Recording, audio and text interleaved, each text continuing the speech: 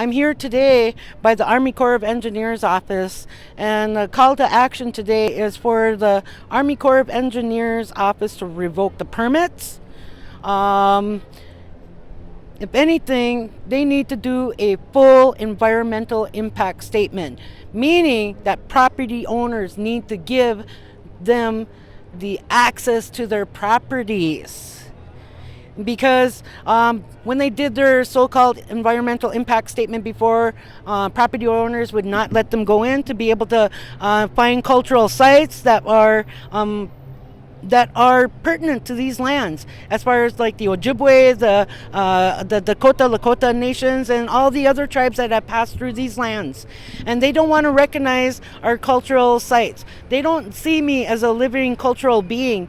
I am an endangered species. I am going to let you know of that, because the reservations and the federal government have reduced this down to something as a pedigree card, like how horses and dogs, and they pretty much gave us an animal site in that, right? An animal number with that.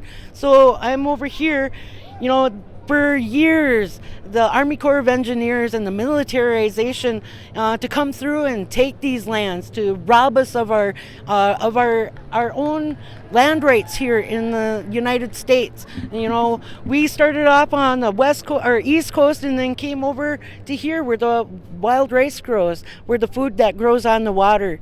I've been fighting Enbridge and the Army Corps of Engineers for years now, for 8 years, and but historically, my family has going up against the Army Corps of Engineers for eons, ever since they set foot on these lands. And they've been taking over, saying that it's going to be progress and it's going to be for the future, betterment of the future of the people, but in actuality, it's killing us. And when it comes down to like the dirty tar sands oil coming in from Alberta, that's all going to go overseas. It's not going to profit us over here. And they can't drink oil. They cannot eat the money that comes into them.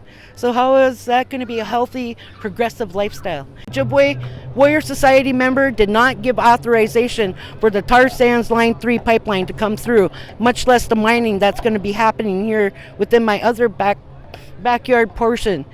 That's about 8 miles from me, and they want to dig up copper nickel mine over in my area. So that's going to even pollute the waters and the wild rice that we are fighting so hard today to keep in our systems and to keep our livelihoods alive. To act on it, Army Corps of Engineers needs to revoke the permits, pull the permits, stop Line 3, and to start listening to the country, listening to the tribal nations who took care of these lands before all the destruction in the name of progress is happening.